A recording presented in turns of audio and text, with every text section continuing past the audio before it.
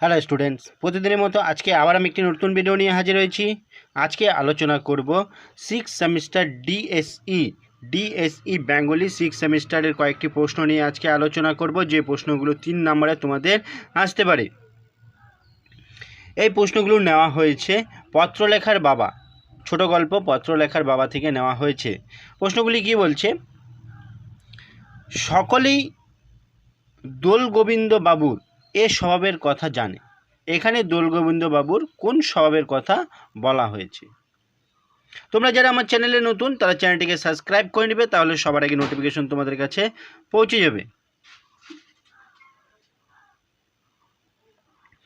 উত্তরে কি বলছে? দোল গোবিন্দ বাবু পরনিন্দা শোনবার আগ্রহ সব থেকে বেশি। দোল গোবিন্দ বাবুর পরনিন্দা শোনবার আগ্রহ সব থেকে বেশি। শ্বাসটুকু নিয়ে, আসল কথাটুকু, আসল বিষয়টুকু নিয়ে ছিবড়েটুকু যথা সময় তিনি বাদ দিতে জানেন। তাই আসল কথা শেষ হয়ে গেলেই তিনি কি করেন? মৃদু আপত্তি তুলে বলেন, পরের কথার ঊর্ধ্বে থাকার কোনো ইচ্ছা আমার নেই। 2 নম্বর প্রশ্ন বলছে, পত্রলেখার অন্য কোন ডাকনাম দেওয়ারও উপায় নেই। কে কেন একথা বলেছে? পত্রলেখার বাবা দোল গোবিন্দ বাবু মেয়ের মা বলে সম্বোধন করতে পারেন না। পত্রলেখার অন্য কোনো, এটা অন্য হবে, অন্য কোনো ডাকনাম দেবার উপায় নেই, কারণ স্ত্রীর কড়া হুকুম ছিল, স্ত্রীর কড়া হুকুম ছিল যে পত্রলেখা বলেই মেয়েকে ডাকতে হবে। 3 নম্বর প্রশ্ন কি বলছে? এই হচ্ছে পত্রলেখার মায়ের ব্যবস্থা। এখানে কোন ব্যবস্থার কথা বলা হয়েছে? উত্তরে কি বলছে? স্ত্রীর নির্দেশ অনুসারে দোল গোবিন্দ বাবুকে কি করতে হতো? 8:30টার মধ্যে আড্ডা তুলে দিতে হতো। তারপর কি করতে হতো? পত্রলেখাকে নিয়ে বসতে হতো পড়ানোর জন্য। পড়াশোনা না করালেও তাকে বসে থাকতে হতো সেখানে। এই ছিল তার স্ত্রীর ব্যবস্থা বা তার পত্রলেখার মায়ের ব্যবস্থা। তারপরে কি প্রশ্ন কি বলছে? তাই নেপালের সাহায্য নেবার দরকার হয়েছিল। কার নেপালের সাহায্য নেবার দরকার হয়েছিল এবং কেন হয়েছিল? উত্তরে কি বলছে? দোল গোবিন্দ বাবু নেপালের সাহায্য নেওয়ার দরকার হয়েছিল কারণ কি? উচ্চপদস্থ সরকারি কর্মচারীর সম্বন্ধে বেনামি চিঠি হাতে লিখে টাইপ করে পাঠানো সব দিক থেকে বিবেচনা করে যুক্তিযুক্ত হয়, কারণ এতে সমস্যাটা কম হয়। কারণ নিজের অফিসের মেশিনেই টাইপ করার নিরাপদ নয়। নেপাল ফৌজদারি আদালতে টাইপিস্ট ছিলেন, পদে অন্য বহাল রয়েছিলেন, তাই এই কাজ নেপালের পক্ষে করা অনেক সুবিধাজনক। তাই দোল গোবিন্দবাবু কী করত? নেপালের সাহায্য নিয়েছিল।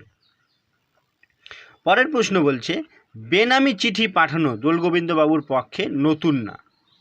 দোল গোবিন্দবাবু বেনামি চিঠি লিখেন কেন? উত্তরে বলছে, দোল গোবিন্দবাবু বেনামি চিঠি লিখে আনন্দ পান। তিনি মনকে সান্ত্বনা দেন যে এই কাজে তার সমাজের কল্যাণার্থে করা হচ্ছে, কিন্তু মনে মনে জানেন তিনি কোনো ধরনের চিঠি লিখেন। এই ধরনের চিঠি লিখে তিনি কি করেন? খুবই আনন্দ উপভোগ করেন। 1. দুর্বার আকর্ষণ কাজ করে। পরনিন্দা করবার আর শোনবার থেকেও কী হচ্ছিল?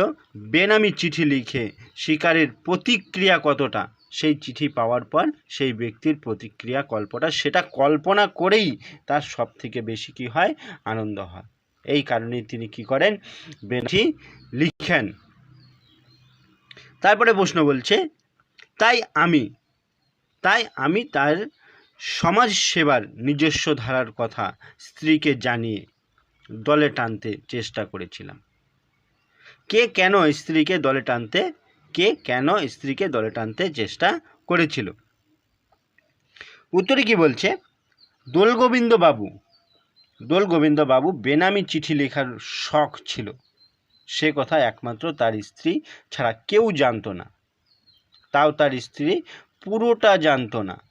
চিঠি সরঞ্জাম দেখে তার বুদ্ধিমতী স্ত্রী যদি কোনো মানে করেন, তার কারণে দোলগোবিন্দবাবুকে স্ত্রীকে ভুল বুঝিয়ে সমাজসেবার নিজস্ব ধারায় কী হচ্ছিল, কথাটা স্ত্রীকে জানিয়ে দলে টানতে চেয়েছিল।